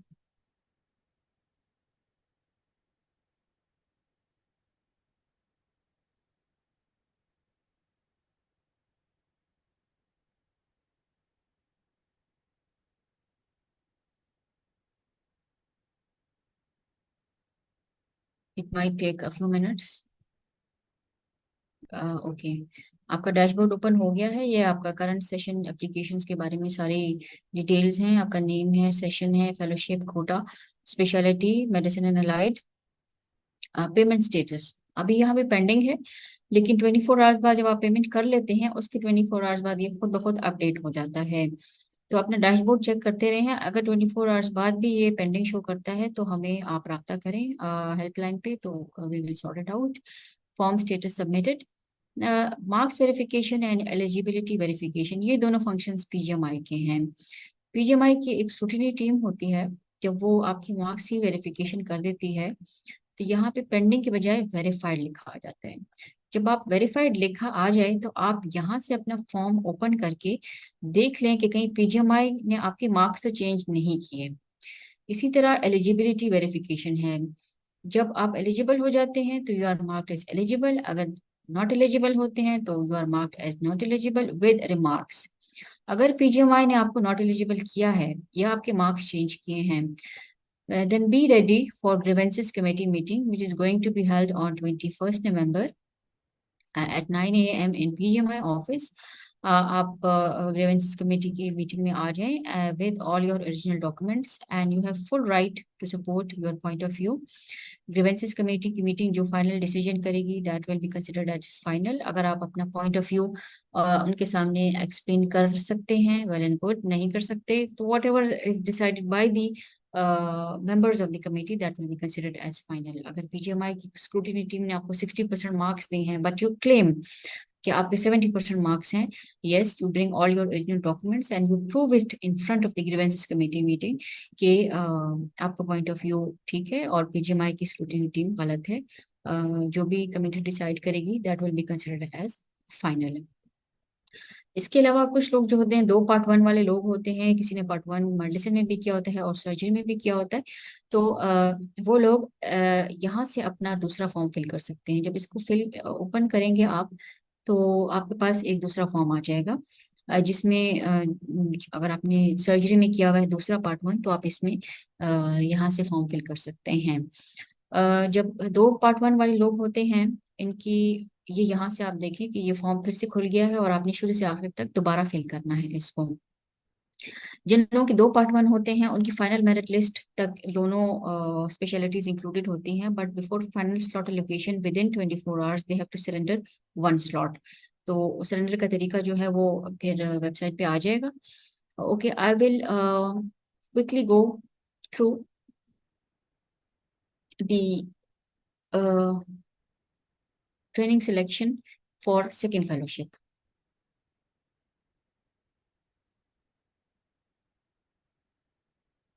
यहाँ पे मैं सेकेंड फेलोशिप के लिए एक शॉर्ट सा फिल करूंगी। सेकेंड फेलोशिप का कोई कोटा नहीं है और इनका टेस्ट भी नहीं होता।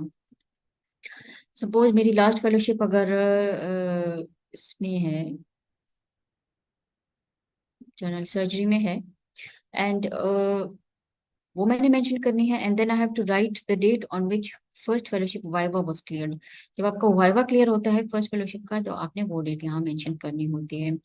Select the specialty in which you opt want to opt, तो वो फिर जो भी है आप सिलेक्ट कर लें। Vascular surgery are selected, then you have to attach the experience certificate in the specialty to be opted। अगर vascular surgery में आपका experience है the CPSP recognized unit, then you have to attach that experience certificate।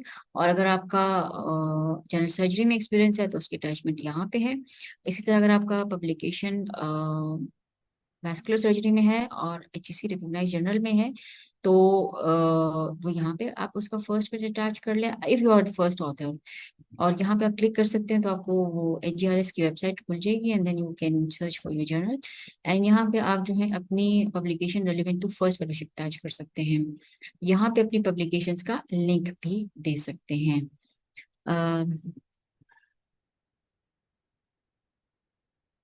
I move again to my dashboard. I think most of the points are covered and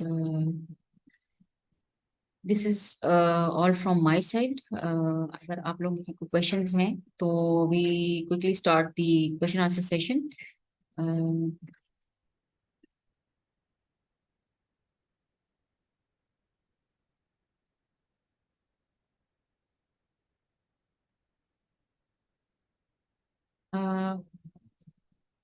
रिजा तारिक। रिजा तारिक,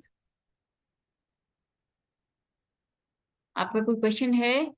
आप जी अपने, जी जी। Ma'am, मैंने renewal of licence के लिए apply किया है मगर वो अब तक आया नहीं है। तो जी मैम, जी। मैं अपना प्रीवियस लाइसेंस ही अटैच करूँ कि मैं क्या करूँ फिर? आपने जो लाइसेंस के लिए अप्लाई किया है उसका कोई आपके पास एविडेंस है, कोई टोकन नंबर, कोई ऐसी पेमेंट आपने की हो तो यू कैन अटैच जी मैम। योर। जी जी।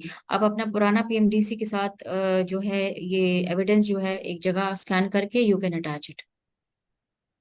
Okay ma'am. मैम, मेरे पास वो बैंक चालान है, पीएमडीसी वाली जो कॉपी है, इट्स मैं इनफ, वो इट्स अटैच इनफ। कर दूँ? जी जी बिल्कुल, you can attach. Okay ma'am, thank you. Mahreen Khan. अस्सलाम वालेकुम ma'am. Ma'am, I wanted to ask कि अगर हमारे इंडक्शन में मेरे up to the par marks आ ना जाए और मुझे अपनी डिजायर्ड स्पेशलिटी नहीं मिलती है and I leave the seat और मैं फिर जुलाई के लिए अप्लाई करूं तो मैं कर सकती हूँ? जी, इसका जो तरीकाकार है वो सरेंडर करने का तरीका, सपोज आपको अपनी मर्जी की सीट नहीं मिलती है तो सरेंडर करने का तरीका जो है वो वेबसाइट पे आ जाएगा। हमारी अपडेट्स रेगुलरली अपडेट करती रहें। And if you surrender your seat with in the given time, उसका एक स्पेसिफिक टाइम लिमिट होती है। फर्स्ट लॉट एलोकेशन की अपनी होती है, सेकंड की अपनी होती है, फाइनल की अपनी होती है। तो जब आप उसको सरेंडर कर देते हैं within the given time, then you are eligible for next induction. So please keep reading the PGMI of updates available on PGMI official website. Okay, thank you ma'am.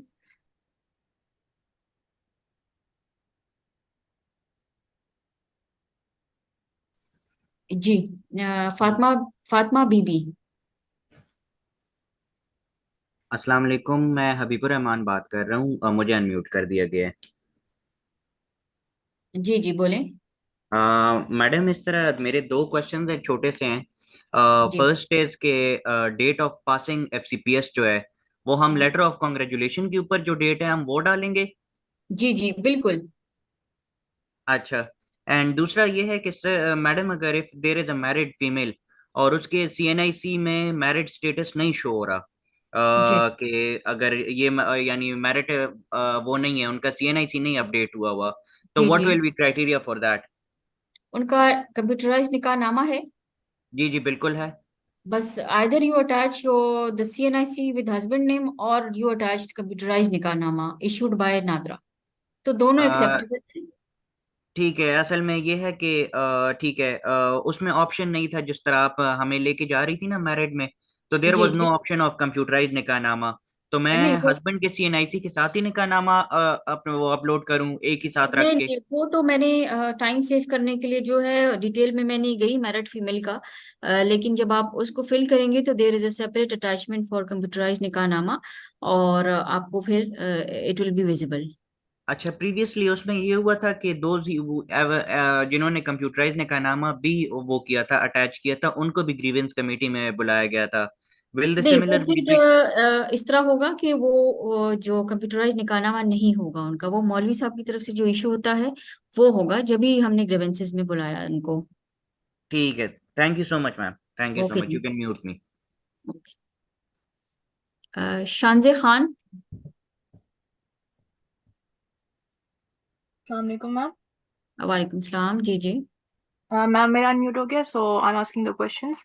जी अच्छा, जी। पहला तो मैम ये question है कि ये जो आपने कहा ना ग्रीवियंसेस का बताया, तो उसकी समझ नहीं आई क्या मतलब। ये हमारी अगर कोई चीज़ कम होगी डॉक्यूमेंट्स में, कोई गलत होगा तब हम आएंगे ग्रीवियंसेस में, यानी अगर किसी का सही प्रॉपर से सब कुछ हुआ हुआ है तो उसकी जरूरत फिर नहीं होगी? देखिए, अगर आपकी डैशबोर्ड पे marks verification you are satisfied कि जो आपने मार्क्स लिखे हैं, जो आपकी डीएमसी में मार्क्स हैं वो बिल्कुल करेक्ट हैं, पीजीएमआई की टीम ने उसको बिल्कुल करेक्टली वेरीफाई किया है, और अगर आपको एलिजिबल किया है तो देन यू आर नॉट नहीं, वो अलाउड। मार्क्स की समझ नहीं आई ना कि मार्क्स ये लोग किस चीज़ के देंगे फिर।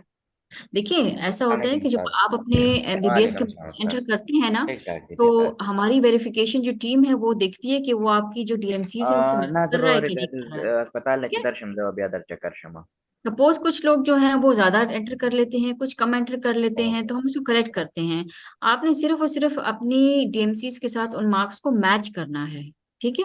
और अगर ठीक है, वेल एंड गुड, आपने ग्रीवेंसेस पे नहीं आना। और अगर आपको लगता है कि जी पीजीएमआई ने मेरे मार्क्स कम किए हैं, तो देन आप ग्रीवेंसेस में आएंगे।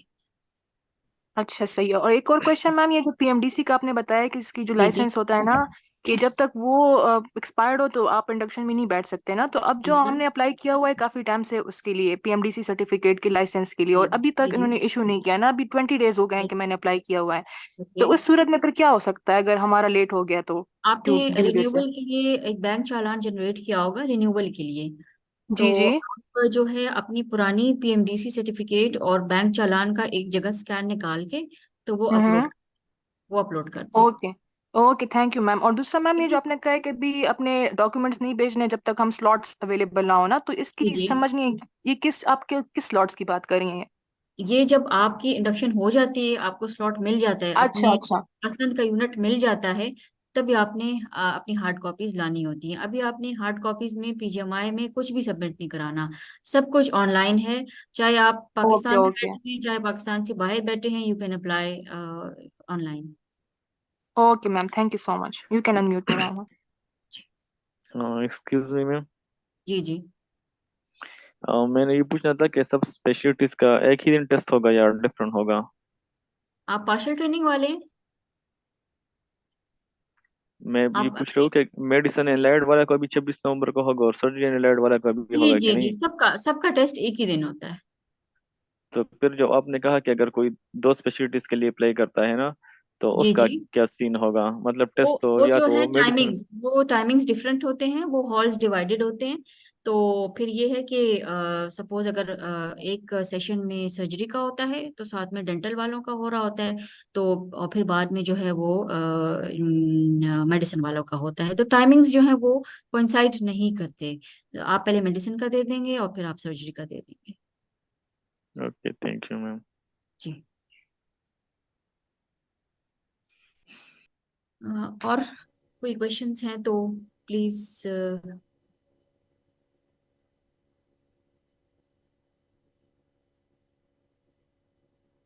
मोहम्मद एहतशाम,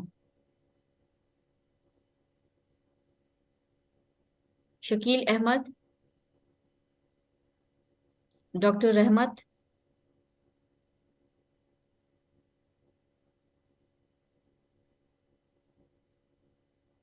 नासिर अस्सलाम सुल्तान। वालेकुम मैम। वालेकुम सलाम।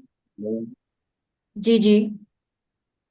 मैम जब हम प्रोफेशनल डिटेल जो है वो ऐड करते हैं, जिसमें एमबीबीएस की मार्क्स ऐड करते हैं, अगर किसी के पास पूरे 5 ईयर की डीएमसी ना हो, जैसे फर्स्ट ईयर सेकेंड ईयर की डीएमसी ना हो, पूरी हम्म 5 ईयर्स की जो 5 प्रूफ हैं, हम्म। उसकी एक डीएमसी हो, तो वो एक्सेप्टेबल है। मतलब आप कह रहे हैं कि एक ही डॉक्यूमेंट में आपके सारे प्रूफ के मार्क्स लिखे हुए हैं? जी जी मैम, एक तो ही वो कहाँ डीएमसी से में इशू हुई है? वो यूनिवर्सिटी से इशू हुई है कि कॉलेज से इशू हुई है? यूनिवर्सिटी से इशू है।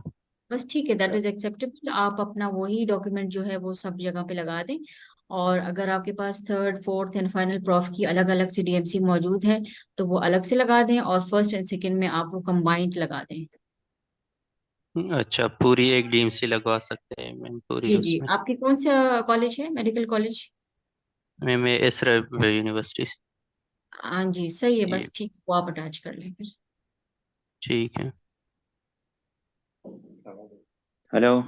जी जी, बोलें। वालेकुम। अस्सलाम वालेकुम मैम। वालेकुम सलाम। मैम मेरा एक क्वेश्चन है, ये जो आपने हाउस जॉब सर्टिफिकेट की बात की ना, जी जी तो इस इसमें हम जिन लोगों को साल का मिला है, मतलब 12 महीने का मिला है ना, जी जी। तो उस जगह उसमें दो स्लॉट्स थी 6 6 महीने वाली, तो वो जी फिर जी क्या करें? बिल्कुल, वो दोनों में एक ही लगा दें बस फिर। एक ही लगा दें। और दूसरा मैम, ये कोरोना का जो डिले आया ना हमारे प्रोफ्स में, तो एक हमारा 2017 में हुआ था, फिर 2020 और 21 का जो था ना, उसमें तकरीबन 2 साल लगे थे ना, तो ये उसका ठीक है। डेट का फिर क्या सीन होगा? वो फिर आप चेंज कर सकते हैं, वहां पे ड्रॉप डाउन ऑप्शन में आप जो है वो ईयर को जो है चेंज कर सकते हैं। वो तो आपके उसमें है। जिस जिस ईयर में डीएमसी आई थी उसका ईयर लिखेंगे या फिर दूसरा बिल्कुल लिखेंगे? बिल्कुल, जिस जो डीएमसी के ऊपर ईयर मेंशन होता है, आपने वही मेंशन करना है फिर। अच्छा, और मैम आपने जो जैसकैश के ऐप की बात की ना, तो जी। उसमें पेमेंट का आपने कोई तरीका नहीं बताया, उसमें ऐप से किस तरह पेमेंट करते हैं? ऐप में इस तरह है कि जब वो वोचर नंबर है, तो वो आप अब उसको ओपन कर लेंगे तो वोचर नंबर जो है वो उसमें आप पेमेंट वोचर का एक ऑप्शन आता है उसमें एप्लीकेशन में, अच्छा। तो उसमें फिर वो वोचर ठीक। नंबर आप डाल देंगे। ठीक है मैडम, थैंक ठीक यू। है, ओके। अस्सलामुअलैकुम मैम, मेरा वाले नाम डॉक्टर नासिर है। जी जी मैं पूछना चाह रहा था कि एक पॉइंट आपने क्लियर किया था कि अगर सीट कैंडिडेट को अलॉट हो जाती है और वो अराइवल नहीं देता तो जी वो सीट जो है वो वेकेंट कंसिडर की जाएगी। जी प्रोस्पेक्टस में एक चीज उसके बाद लिखी हुई है कि and the candidate will not be eligible for next induction. तो एग्जैक्टली। इसमें मेरा क्वेश्चन ये है कि ये जो सीट अलॉटेड है इसके ऊपर वो एलिजिबल नहीं होता, ये कैंसिल हो जाती है, या he is not eligible to sit in the exam, ये वाली चीज है इसमें। he is not able to even apply for this induction। अगर आपका नाम किसी भी ऑफिस ऑर्डर में है जुलाई 23 के, चाहे आपने अराइवल दिया है या नहीं दिया, चाहे आपने रिजाइन दिया या नहीं दिया, वॉट एवर इट इज, आप यूनिट छोड़ के चले गए हैं, आप इस इंडक्शन में बाय डिफॉल्ट हमारा सॉफ्टवेयर आप पे ब्लॉक लगा देता है। And this is as per policy, you can not apply in January 24 induction. अच्छा मैम, पर्सनली मैं अपने लिए पूछना चाह रहा हूँ, जिस तरह मैं खुद एमसीबीएस कैंडिडेट हूँ और मैं जो मेरी ट्रेनिंग है वो एंड हो रही है जुलाई 2024। जी ठीक, अगर मैं इस एग्जाम में अपीयर होता हूँ जो इंडक्शन है जनवरी 2024 की, और मुझे जी सीट जी अलॉट हो जाती है ओके और मैं उसके ऊपर अराइवल नहीं देता, जी। तो आइदर मैं फिर जुलाई की जो इंडक्शन होगी उसमें दोबारा एग्जाम के लिए एलिजिबल होऊंगा, या नहीं, नो कोई पेनल्टी नो, होगी कि मैं चूंकि ये अगर आप अभी अप्लाई करेंगे, एंट्रेंस टेस्ट में बैठेंगे हमारे पास जनवरी 24 में, आपको स्लॉट अलॉट हो जाएगा, आपका नाम ऑफिस ऑर्डर में आ जाएगा। तो अगर आप अराइवल दें या ना दें, you will not be eligible for July 24। तो then I have to sit in January 2025 और समथिंग लाइक दैट, या उस पे भी जनवरी कोई 25 में आप आ uh, सकेंगे फिर। अच्छा चलो ठीक, thank you so much. Okay. Ayesha Aqsa Abbasi, Zainab Hussain. Hello. जी जी, अस्सलाम वालेकुम। वालेकुम सलाम। मैम, मेरा क्वेश्चन ये था कि 30 अक्टूबर कमिंग 30 अक्टूबर को 94 में कंप्लीट हो जो फीस में जो हमारे, फिर देखिए डॉक्टर साहब मुझे आपकी, वेट कर 30 तक डॉक्टर साहब आपकी आवाज नहीं आ रही, 24 आपके आए। सिग्नल्स जो हैं वो सही नहीं है। किसी ऐसी जगह चले नाश्ता कर जाइए लो जहाँ फिर आ पे जाओ। सिग्नल्स सही आए।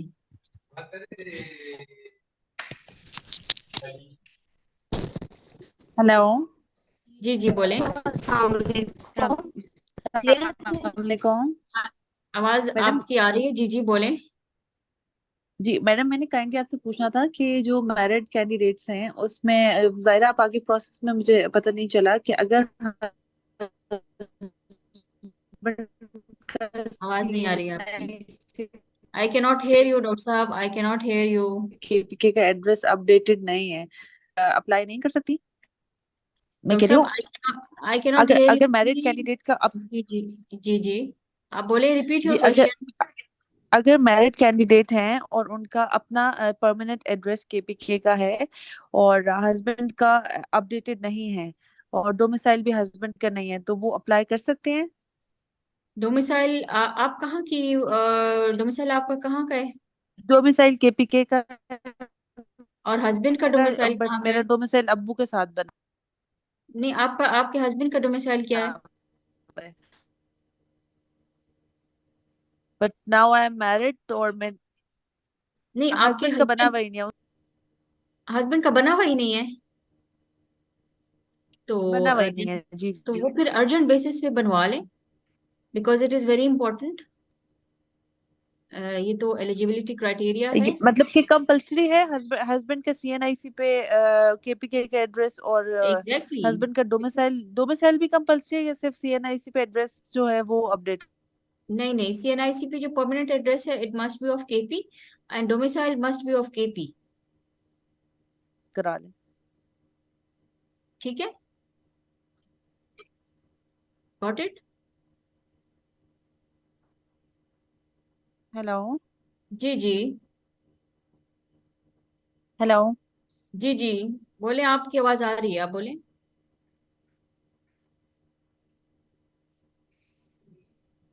हेलो। जी जी, आप बोले, मुझे आवाज आ रही है आपकी। अच्छा मैम, मैंने आपसे एक क्वेश्चन पूछना था। जी ये यहाँ पे पोस्टल एड्रेस का भी था और एक परमानेंट एड्रेस का था। तो जी अगर जी, परमानेंट एड्रेस जो है वो चेंज हो चुका है, तो पोस्टल एड्रेस उसमें नीचे ऑप्शन था एक, तो उसमें चेंज कर सकते हैं वो वहाँ पे।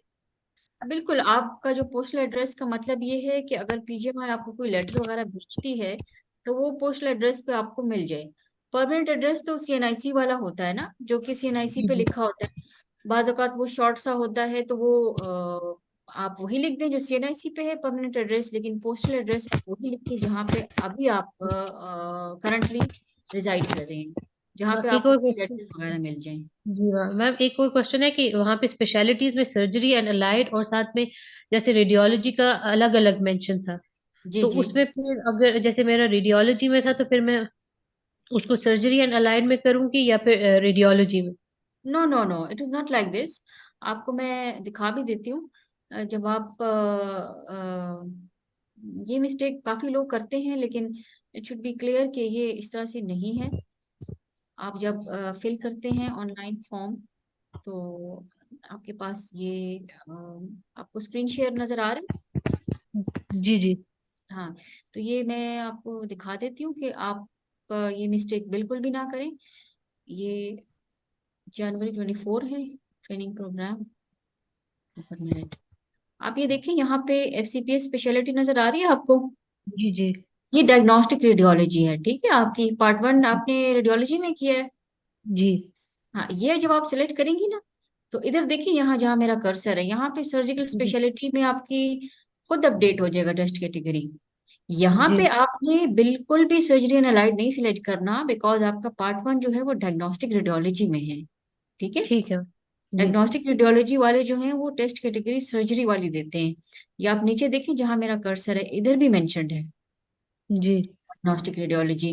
तो ये बाकी लोग भी सुन लें कि ये गलती रिपीट ना हो, क्योंकि ये आपकी पूरी की पूरी जो है इंडक्शन जो है इफेक्ट हो जाएगी। अगर आपने डायग्नोस्टिक रेडियोलॉजी में पार्ट 1 किया हुआ है and here you select surgery and allied, तो आपकी जो स्लॉट एलोकेशन हो जाएगी वो किसी सर्जरी की यूनिट में हो जाएगी। तो this is completely not acceptable. Got ठीक है, it? Thank you so much ma'am. Thank you so much. Okay. Hello. जी जी जी है। अभी जी डॉक्टर, आवाज आ रही है? आ रही है लेकिन अ, बहुत स्लो आ जी रही है आपकी मैम, आवाज। मेरा क्वेश्चन था कि जो अच्छा, पता नहीं क्या मसला है। मेरा क्वेश्चन था कि जो 24 मंथ्स हर एरिया की क्या बात, जी और 24 मंथ्स में 30th अक्टूबर को कंप्लीट, फिर मुझे वेट ये 30th तक अप्लाई करने के लिए। देखें, आप जो है ना, आप अप्लाई कर लें DGHS में अपने एक्सपीरियंस सर्टिफिकेट के लिए। तो जब तक 30 अक्टूबर पहुंचेगा, तो वैसे भी उसमें 5 दिन ही रह गए हैं, तो इतना टाइम तो वो लोग लेते ही हैं। तो इमीडिएटली अप्लाई कर लें, और ताकि आपको टाइम पे सर्टिफिकेट मिल जाए। और अगर आपके 24 मंथ्स 30 और अक्टूबर को पूरे ये हो रहे हैं। सर्टिफिकेट जो जो हमें अपने DHO, DHO से नहीं लाना है आपने, DHO का सर्टिफिकेट एक्सेप्टेबल नहीं है, ना MS का ना मैम जो DHO। DHO ऑफिस से हमें। डॉक्टर आयशा, आपकी आवाज नहीं आ रही अच्छा है, बिल्कुल भी नहीं आ रही है। मैम ये 5 नंबर इन लोगों को क्यों मिलते हैं? मैम, ऐसा क्वेश्चन क्या मैंने वजह राइट है? वो रिटर्न उसमें भी क्वेश्चन में भी लिखा है, आप रीड कर लें। आपने क्वेश्चन एंड आंसर में लिखा हुआ है अपना। जी जी, आप पढ़ ले, मैंने लिखा है। देख लेती हूँ, मैं देख लेती हूँ। कहाँ है इनका क्वेश्चन? ये आयशा मोहम्मद है आप? आयशा मलूक। अच्छा, Aisha Maluk. I want to ask that my 24 months in periphery is going to complete on 30th October. Should I wait for it? If I apply before that, my full 24 months will be counted or not? देखिए 12 months to 24 months वैसे भी आपके 0.2 count होंगे, ठीक है। तो अगर आप 30 अक्टूबर का वेट ना भी करें तो तब भी आपके 2 पॉइंट्स ही काउंट होंगे, क्योंकि अगर आपने ऑनलाइन फॉर्म में, मैं आपको दिखा भी देती हूँ कि जब आप एक्सपीरियंस एंटर करते हैं तो अभी आपको स्क्रीन नजर आ रही है? Can you see the screen Ayesha? जी जी। ठीक है, ये आप यहाँ पे देख लें, 12 months to less than 24 months, तो यहाँ पे आपको 0.1 मिलेगा, और अगर एग्जैक्टली आपके 24 मंथ्स पूरे हैं तो यहाँ पे आपको 0.2 मिलेगा। तो आप देख लें, आप वैसे भी 30 अक्टूबर में 5 दिन हैं, तो आप अप्लाई कर लें जब तक सर्टिफिकेट आएगा। तो वैसे भी 30 अक्टूबर हो चुका होगा एंड देन आपके 24 मंथ्स पूरे हो चुकेंगे, ठीक है। बट आप ख्याल करें कि ऐसा ना हो कि 30 अक्टूबर के इंतजार में आपका सर्टिफिकेट लेट हो जाए और क्लोजिंग डेट नजदीक आ जाए, देन आपका certificate it will not be acceptable. ठीक है। ठीक और है, मैम दूसरा क्वेश्चन जी जी। वो भी पढ़ ले।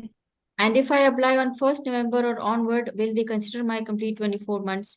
ये आप डीजी में पूछ लें जी, ये तो उनका डोमेन है, हमारा नहीं डोमेन। नहीं, उसके बाद हाँ, उनसे आप राब्ता कर लें ना, कि अगर आप फर्स्ट को अप्लाई करेंगी तो वो आपका 24 मंथ्स कंप्लीट कंसिडर करेंगे या नहीं। और जो ठीक है, कॉन्ट्रैक्ट बेसिस डीजी के साथ है तो वो एलिजिबल है कि नहीं इसके लिए? देखिए अगर आप प्रोविंशियल गवर्नमेंट के एम्प्लॉय हैं, अगर आप सिविल सर्वेंट हैं, तो ऑफ कोर्स फिर डीजीएचएस उसका सर्टिफिकेट देती है। पब्लिक प्राइवेट पार्टनरशिप वाले जो हैं, या फिर जो और किसी तरह से कॉन्ट्रैक्ट बेसिस पे हैं, उनको सर्टिफिकेट वो लोग इशू ही नहीं करते। तो आप अप्लाई कर लें, अगर आप एलिजिबल होंगी तो वो आपको दे देंगे, अगर नहीं होंगी तो you will not be eligible. ठीक है,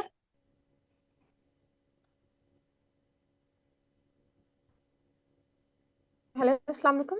जाती है मगर हॉकी पाकिस्तान की हैबिट जीत से हार की हम तरफ बात करें। एशिया कप में मात पड़ी, उसके बाद ये मैम डॉक्टर महा बात कह रही हूँ। जी जी मैम ये आप लोगों ने जो एडवर्टाइजमेंट जारी की थी इसमें इंस्टीट्यूट्स का लिखा हुआ था ना, तो इसमें जी। ये मेंशन किया हुआ है कि all CMS of KP and AFPGMI Rawalpindi में आप एलिजिबल हो सकते हो through this test. So which institutes are included in this AFPGMI Rawalpindi? FPGMI में हमारे पास एमएच है, एमएच रावलपिंडी है, सीएमएच रावलपिंडी है, लेकिन वहाँ पे बड़ी रेयर स्पेशलिटीज हैं। वहाँ पे हम medicine allied, surgery allied, gynae वगैरह को नहीं अलाउ करते, जो कि अनइनहैबिटेड स्पेशलिटीज हैं, उसी में हम लोग ट्रेनिंग्स वहाँ भेजते हैं।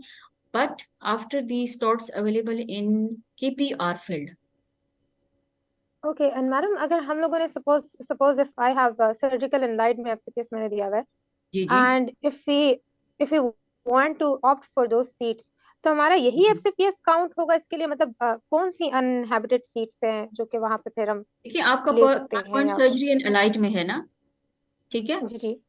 तो आप केपी से बाहर नहीं जा सकती हैं, क्योंकि केपी से अच्छा बाहर जो है वो स्लॉट्स हैं ही नहीं। सर्जरी एंड अलाइड केपी से बाहर एफपीजीएमआई में है ही नहीं स्लॉट्स, वो सारे विद इन केपी आपने ऑप्ट करने होंगे। ठीक है मैडम, क्या बता सकती हैं कि वो कौन से स्लॉट्स हैं? लाइक जी जी, वो which what are those? Slots की लिस्ट जो है वो हम सारी डिस्प्ले करेंगे, लेकिन ये आप वेबसाइट जो है रेगुलरली विजिट करती रहें, सब कुछ उस पे आ जाएगा, ठीक है। Thank you.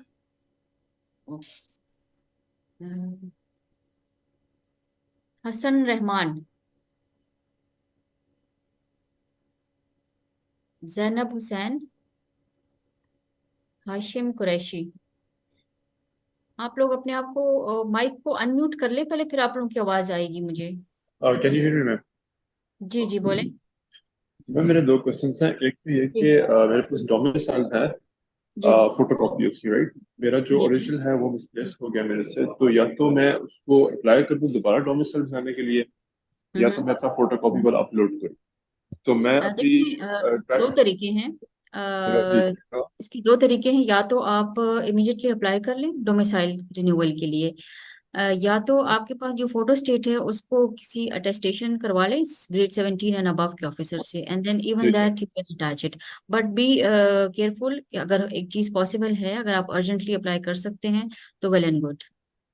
ठीक है, वो कोशिश करता हूँ। दूसरा मैम एक और क्वेश्चन ये था कि अगर मैं पीजी में टेस्ट देता हूँ और मैं लेट से स्लॉट मुझे मिल जाता है किसी भी स्पेशलिटी में मेडिसिन रिलेटेड, तो अगर मुझे मूव करना है अब्रॉड किसी भी रीजन से, तो मुझे जी किसी विड्रॉ करनी पड़ेगी लेट से फॉर 3-4 मंथ आफ्टर ट्रेनिंग, जी जी तो उसकी बिल्कुल। पेनल्टी है मेरे पे?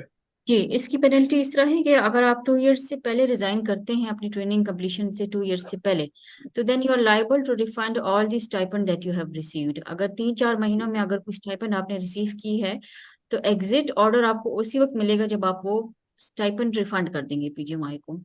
ठीक है ठीक है जी। Thank you. इम्तियाज खान,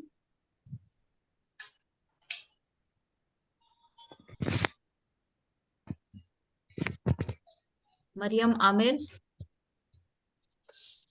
नायाब फिरदौस,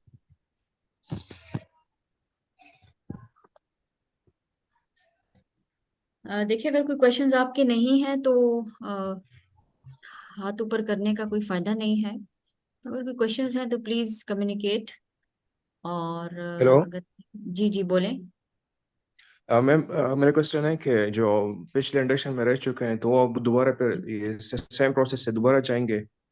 मतलब उनके कोई हाँ, कोई फिर स्पेशल उनको रूल्स तो नहीं है उनके लिए? जी, आपको स्लॉट मिला था पिछले इंडक्शन में कि नहीं, लेफ्ट ओवर्स में थे आप? नहीं नहीं नहीं मैं जी जी बिल्कुल। तो इसमें ये है कि आपको रजिस्ट्रेशन की जरूरत नहीं है। आपने जो पहले से सीएनआईसी आपका पासवर्ड तो ईमेल में सेव होगा, तो आप डायरेक्टली लॉग इन कर लेंगे। जो हमारा स्टैंडर्ड एमआईएस पोर्टल का बटन है वेबसाइट की पेज पे, तो आप डायरेक्टली लॉग इन भी कर सकते हैं, बिल्कुल। अच्छा ठीक है, thank you. But you have to apply, ये नहीं है कि पुराने लोगों ने जो अप्लाई किया था आप उनको हम दोबारा कंसिडर करेंगे। You have to apply and you have to submit the admission processing fee and go through the whole process.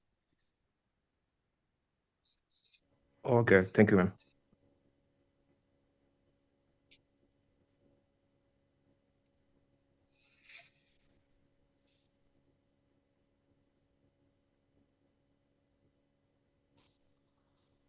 एक और क्वेश्चन है कामरान अहमद की तरफ से।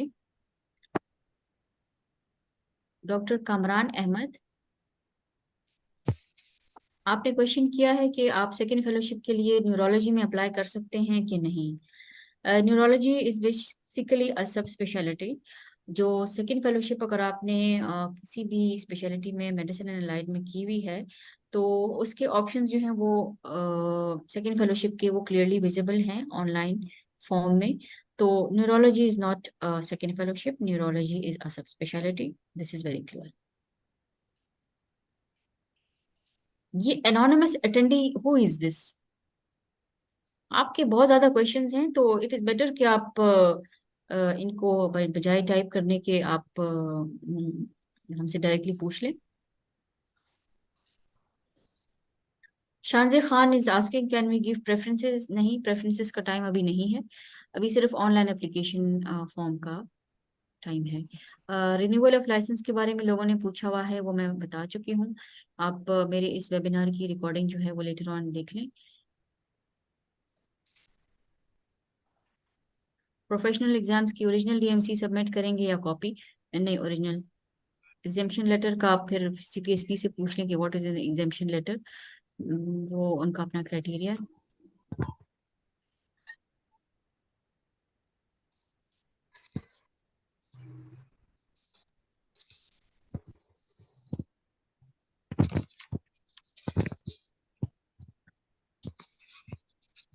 जी doctor Ahmed, doctor Ahmed. Yes ma'am. जी जी, आपका कोई क्वेश्चन है? मैम अगर डोमिसाइल ना हो, CNIC हो, तो वो एक्सेप्टेबल है या डोमिसाइल जरूरी है? डोमिसाइल तो एलिजिबिलिटी क्राइटेरिया है ना, डोमिसाइल तो आपने खामखा अटैच करना है। अगर नहीं है तो इमीडिएटली अप्लाई कर लें, और विद इन ठीक है सही। बिफोर द क्लोजिंग डेट जो है वो आपको मिल जाना चाहिए। Okay, thank you. जी। Uh, Aqsa Abbasi.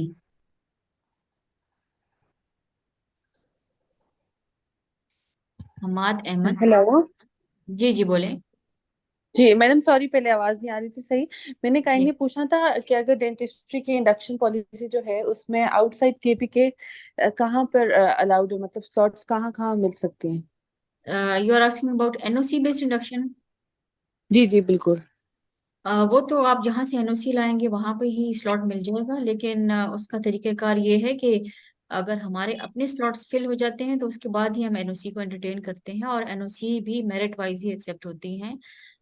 Irrespective of merit NOCs भी एक्सेप्ट नहीं होती। लाइक मैडम कितनी सीट्स वगैरह होती है एनओसी के लिए, या क्या मेरिट उस पे बनता है, उसका क्या देखिए, प्रोसीजर हमारे होगा? पास एक स्टाइपेंड स्लॉट्स का एक फिक्स नंबर होता है, पेड स्लॉट्स जिनको हम स्टाइपेंड दे सकते हैं। अगर आप उन नंबर में फॉल करेंगी, सपोज हमारे पास 10 सीट्स हैं, पेड सीट्स हमारे पास 10 है फॉर एग्जांपल, और अगर आप टॉप 10 मेरिट में आ रही हैं और आपके पास एनओसी भी है, तो आपकी एनओसी एक्सेप्ट हो जाएगी। It's very clear. Okay madam, thank you. लेकिन एनओसी वाला आप जो पेज है इंडक्शन पॉलिसी का, वो वेबसाइट पे अवेलेबल है, तो आप उसको केयरफुली रीड कर लें कि what is the requirements of NOC based induction and what are the eligibilities. Okay madam, thank you. If there are any more questions, I can take. कायनात सर्वर। देखिए, अगर आप सबके क्वेश्चंस यहाँ पे आंसर नहीं भी होते तो आप हेल्पलाइन पे कांटेक्ट कर लें और आपकी सारी क्वेरीज वहाँ पे सॉल्व हो जाएंगी। इसके अलावा आई वुड रिपीट के जो डेली जूम मीटिंग हैं वो हमारी होंगी till closing date from 10 to 10:30 AM। आप उसमें भी ऑनलाइन हो सकते हैं। Me and my team will be available to solve all your queries. With this, I end this session. I wish all of you a very best of luck, and कोई भी आपका question हो तो you can contact helpline as well as in daily Zoom meetings. Thank you very much for attending.